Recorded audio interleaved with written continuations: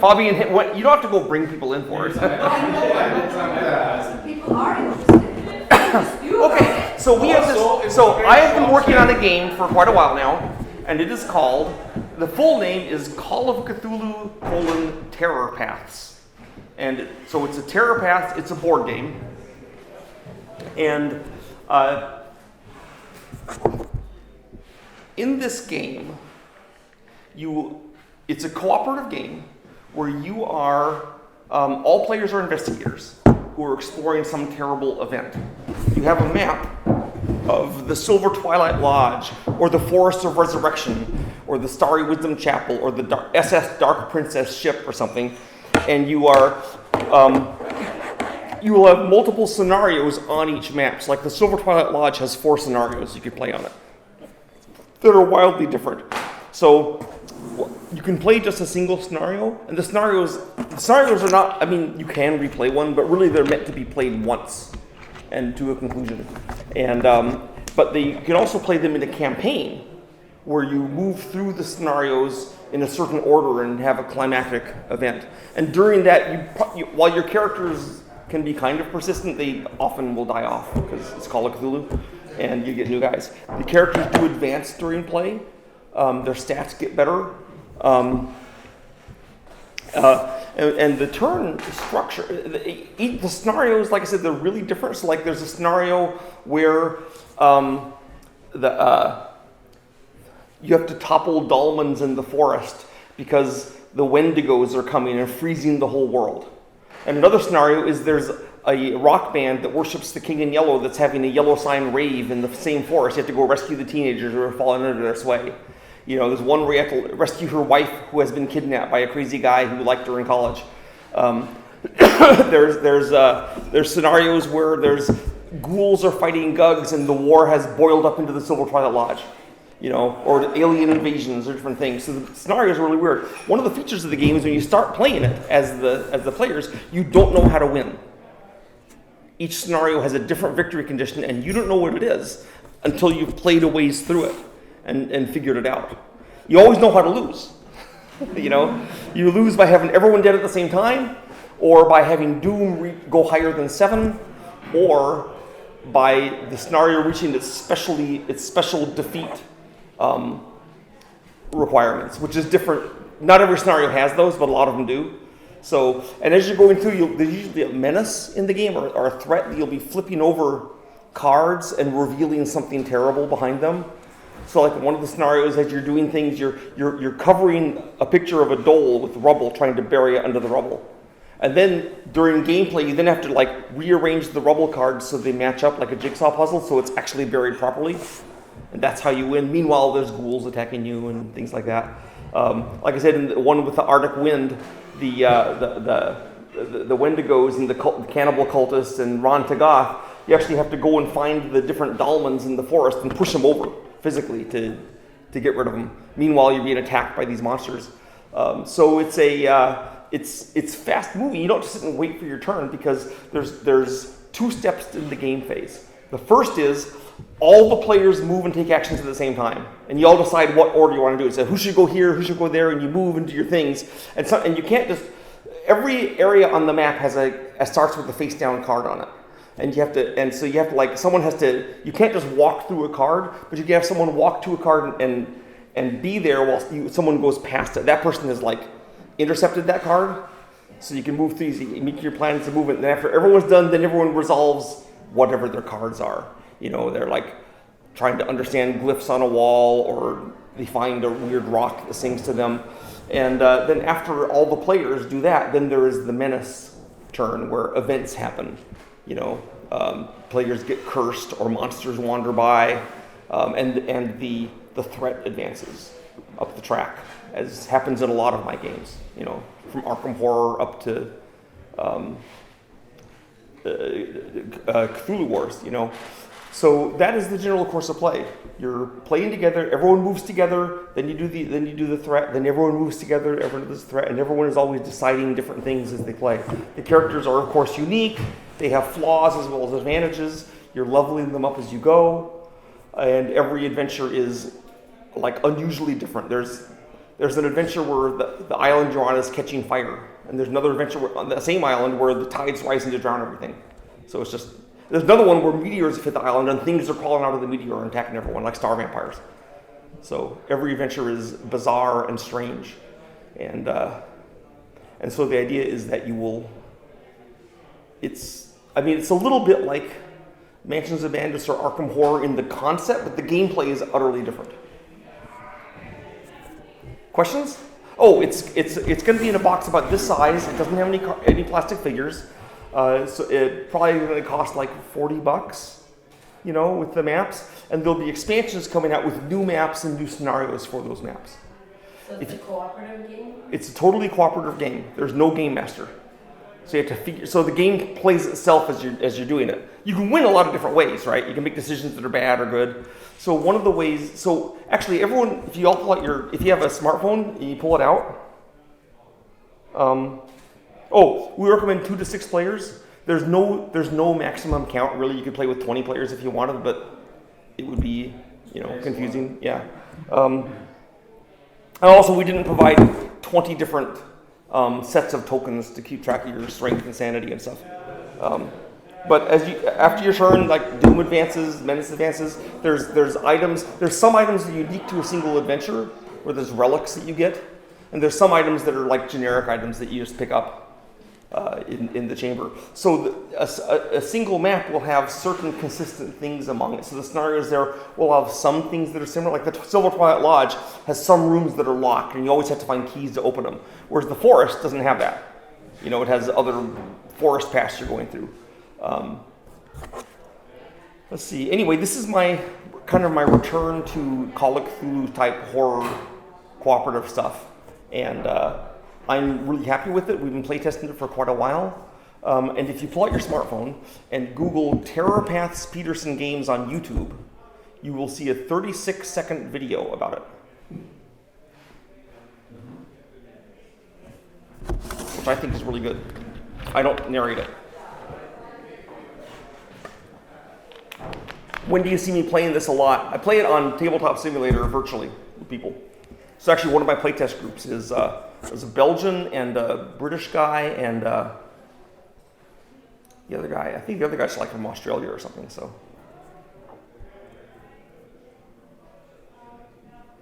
I have a question, sir. Yes. What would be your selling pitch to someone who already has, for instance, Eldritch Horror with all the extensions? It is one of the selling points to be egotistical is that it's by Sandy Peterson. So it's, that's a name to kind of conjure wish. Another is that the scenarios are really, really different. Most games of Eldritch Horror, there's a different bad guy and a few different things, but it kind of follows the same course. You're doing the same things. In Planet Apocalypse, or not Planet Apocalypse, in Terror Pass, you're doing completely different things. This game, like Ladies' Day, all the women have gone to the Starry Wisdom Chapel because they had Ladies' Day. Then you find out the chapel's been closed 3 years. What's happening? You go there, and the women are tied up and being held by cultists, and you have to rescue them one by one and find out that the black man's going to make them all his bride, and you have to find the black man. And it's really, really different from trying to escape one scenario where you're imprisoned in a dungeon, you have to escape out of the building. With guards and Migo watching over you, so they're just extremely variable.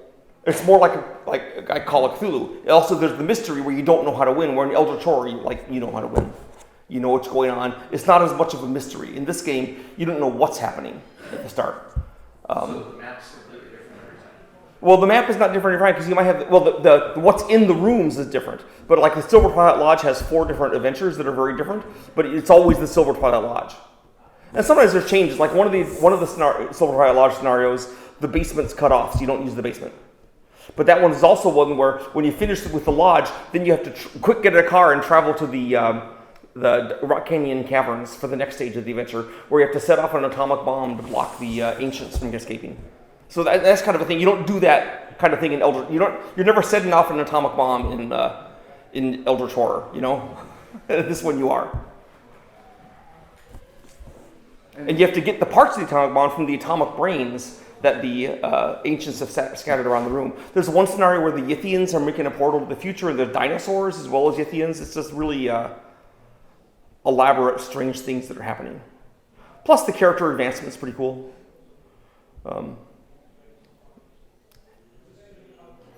And you can try it soon. It'll be out next year. It is inexpensive, and while it's not going to be on Kickstarter, it's going to be just sold straight to stores. But you will be able to pre-order at some point.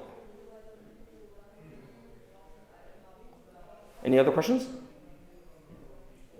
Is there going to be a campaign mode for? There is a campaign mode. For example, in the core game, the campaign is the Silver Twilight War, and it concludes the Silver Twilight Lodge and the Rock Canyon Caverns, and you go back and forth between them until you've gone through all 7 adventures, and then it climaxes with the atomic bomb, setting off into caverns to close the caverns off, so the ancients are sealed away for 100 years or whatever, And so that one, and then there's other campaigns like the Dark Princess ship is one of the adventures, one of the maps, and there's also the island, Lighthouse Island, and that adventure ends with the ship shipwrecking on the island. So they kind of converge together, and you have the same things going on. So a lot of the adventures have things like that to finish them off. The Forest of Resurrection ends with the forest burning down in a forest fire in that campaign. So, it's a forest fire caused by like fire vampires and monsters, right? But you're running around, and all the worlds are clashing in the forest, and things are happening. So that's the adventure there. So if you play with 3 or 4 people, how long does one round take? How long do you play? Well, remember the round. You're not waiting for everyone to take their turn. You're all moving at the same time. I mean the scenario. A scenario will take 2 to 3 hours. It takes a little longer than Cthulhu Wars because you're only going to play the scenario once. So I want you to get all the meat of it out of it. So it's a full evening. It's not as long. It's still not as long as Arkham Horror, right? Because what is? But actually, if you're playing one of the end scenarios, one of the big ones where like the shipwreck, then it might be 4 hours or more because it's a big involved thing. You're doing lots of stuff. Yes. How would you compare this game to play tabletop Call of Cthulhu? We're trying to make it feel like the climactic event of a campaign of Call of Cthulhu. Like the final awesome battle where everything's cool. Or not battle, but the final exploration. It's not about fighting, right? It's about exploring, and you're trying to avoid the monsters as much as anything, right? But and you can get clues out and accomplish challenges. So we're trying to give the vibe of the final thing in an adventure Call of Cthulhu. So to me, it feels a lot like Call of Cthulhu, but in board game format. So if that's good or bad, you must judge. But yeah.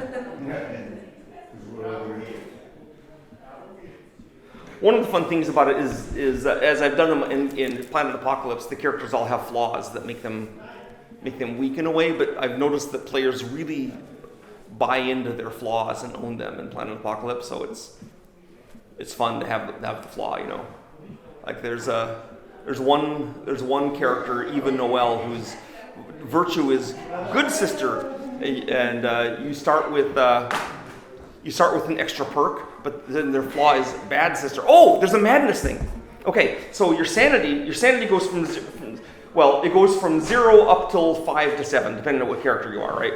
But at 3, there's a black box, and it gets colored. So you have your flaw is a madness flaw, okay? And when your sanity hits 3 or less, then your flaw kicks in. So, for example, there's a character that can't use weapons as his flaw, but if his sanity is higher than 3, he can. It only happens when sanity hits 3. So your characters deteriorate. They start out okay, then they're like, now I'm insane. Now I'm weak. I'm shaky mentally. So this flaw is now a problem for me, and I have to worry about this flaw. And then, of course, when you go to 0, actually at 0, you're not out yet. You just don't dare do anything. But if you go below 0, then you actually, if your sanity goes below 0, you turn into a monster. You're like a lunatic or something. If your hit points go to 0, you can still do anything will kill you, but you're still around. You're really hurt. But if you go below 0 hit points, then you are dead. And is it possible during a scenario to get sanity back? Oh yeah. You get sanity back all the time. There's lots. You can focus into sanity. There's permanent loss if you lose. There's no permanent. It's not permanent loss. So your hit points go down. Your sanity goes down. You're trying now. Your stats, your strength, dex, and power all start at 1, and you're gradually raising them during the course of the game by getting insight. And you get insight tokens, and you can spend them to raise those stats. And they're permanently raised, but they're all capped. So some characters might have a cap of 5 for their intelligence. Some might have a cap of 3. You just And when you hit the cap, extra insight you have, you can use for clues and stuff, other things. There's luck tokens that you can use to reroll dice. That players sometimes they're spending like crazy. Oh, I need luck. But so there's a lot of dice roll and people helping you. Also, you help other guys. You can cooperate on these challenges, so multiple people can all try to do it. So you might have a challenge where you have to read glyphs on the wall written in blood, and then everyone's trying to read it using their int scores, and then maybe they make it, maybe they don't, But if more people do it, it's easier. But then if you're all doing things together, you'll succeed at most of the challenges. But then you're going really slowly through the adventure, and meanwhile, threat keeps climbing. The menace gets darker. The monsters get because the menace as the doom goes up, all the monsters have stats that are tied to doom. So like the sanity loss you suffer for them is based on what the doom is. So if the doom's 0, you don't care. But when the doom's 6, that's 6 sanity at once. And some guys don't even have 6 sanity. So they're really scary. Or the damage they do is based on doom. Or their chance of respawning after they die is based on doom. So as doom goes up, the monsters get really scary. So the longer you take to go through the adventure, the worse. And doom never goes back down. So I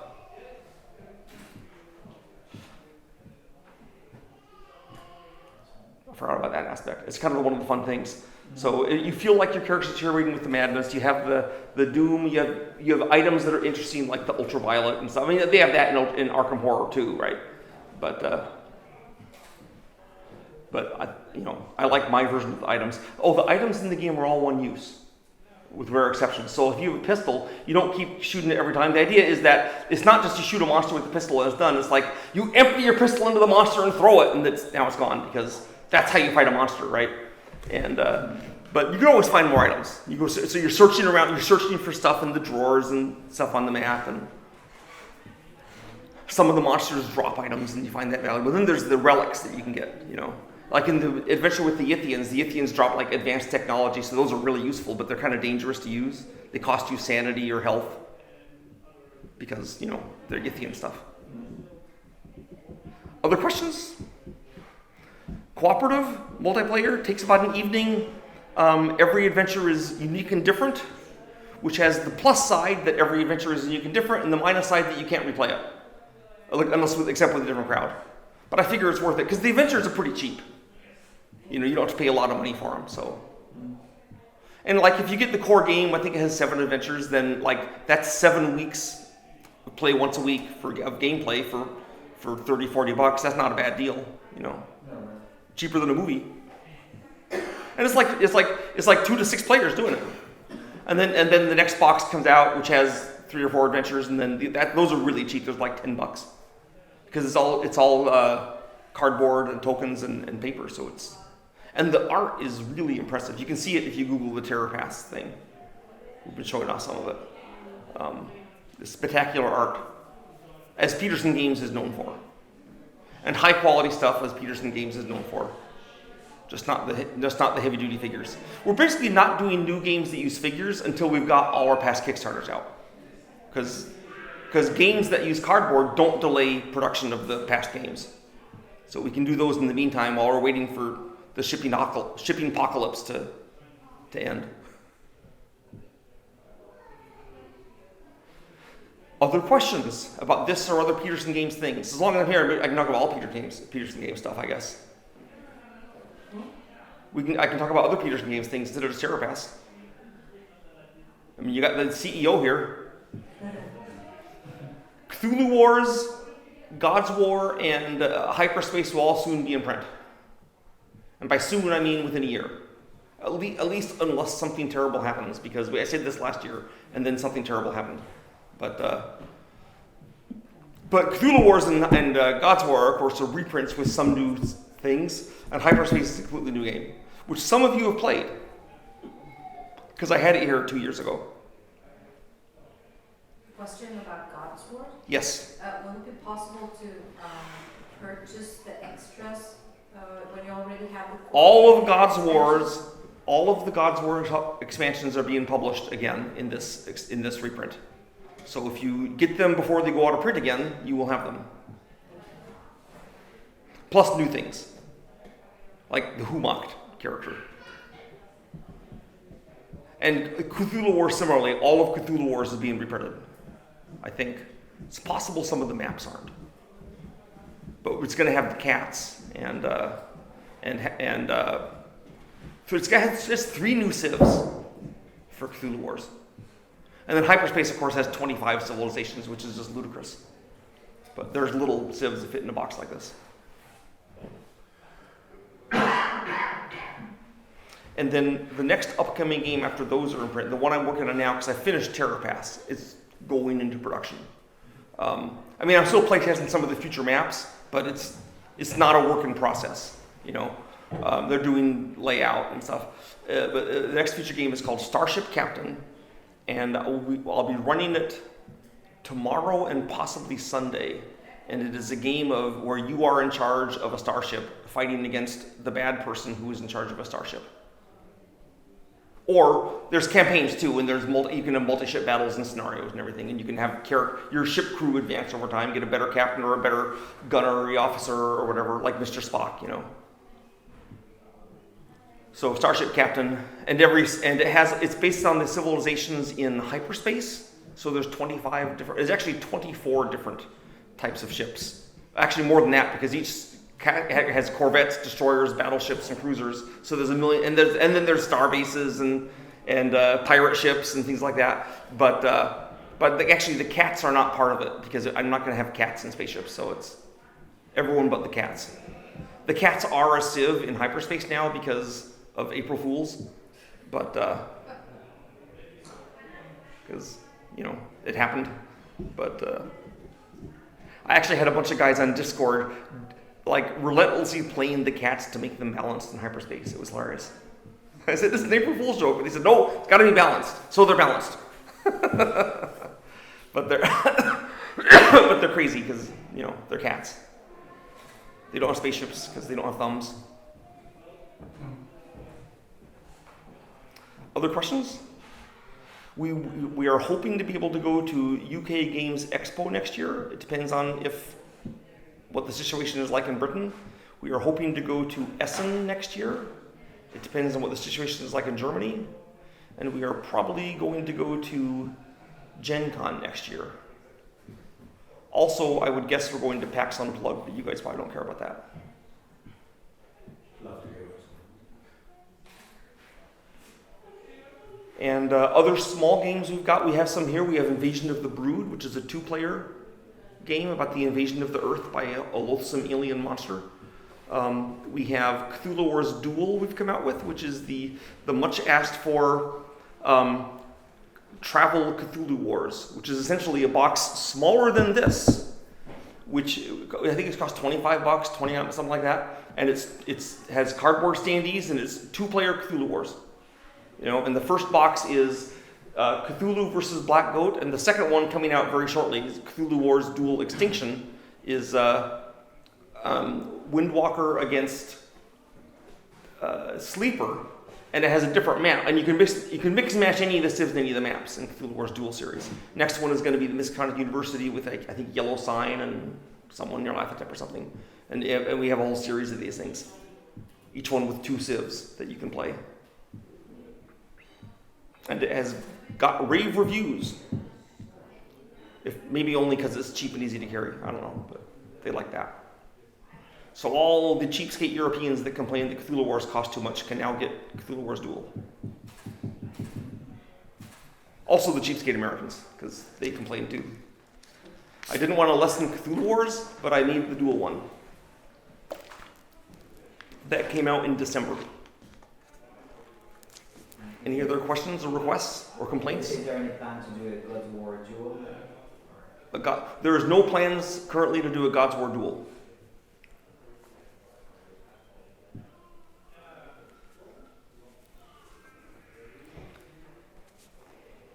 Any other questions? We also have a game here, I think Fabian has a copy, called Evacuate. It's not by me, but it is about, you are a bunch of aliens in a spaceship that's been invaded by these horrible parasitic creatures, and so you're trying to escape the escape pods. And so all your characters are running down this corridor, and you place the new corridors in front of you as you go, and you're trying to get to the seats in the escape pod before everyone's dead, and the person in the front often gets eaten by the monsters, and the person in the back often gets eaten by the monsters, but it's kind of hard to always stay in the middle, and you're playing cards to make other guys be in the back or whatever, so it's pretty funny. And I don't know if Fabian has Mary the Monster. Mary the Monster is a game developed by my son, in which, so one of the Irish monsters is called the Fachan, and he's a Celtic monster, and he has one eye, and one arm, and one leg, and one tuft of hair. So obviously there's only one Fachan, because he's all about the number one. So he's lonely. So in this game, you're dukes and kings building up your fortresses, but you want to be the best king, but the other guys are jerks. So what you do is you make a big paper mache or a wooden model of a girl Fachan, and when he sees it, he runs over to it to stop, and he destroys everything in the way, stomping on your rival's buildings. Right? And he destroys your building where you put the girl, but you don't care. It's a little building, and then you're like, ha, and then you build more things. So it's all about the Fachan rampaging around while everyone's trying to build their castles and tricking the Fachan into going after you. So there's also Potions and Profits, which is about a giant multinational pharmaceutical company that sells magic potions. And you have to temper profit along with like some kind of moral stuff. Because, like, for example, if you're making a potion that's really good, but it's made of like unicorn tears, then everyone hates you because like you're mean to make unicorns cry, right? But if you're using goblin glands, no one cares. So you have to, but goblin glands may not give you the good potions. So it's all about making those potions and having the best the best PR, but and the best money.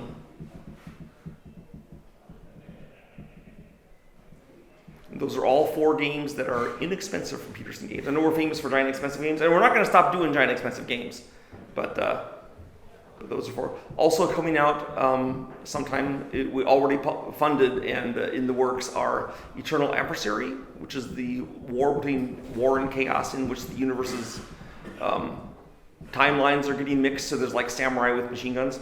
And then there's Dinosaur 1944, which is, in 1944, the Americans land on a Pacific island thinking there's Japanese, but there's not. There's dinosaurs. So, and it turns out they're being mad scientists are guiding them through from the past. So you have to fight hordes of dinosaurs.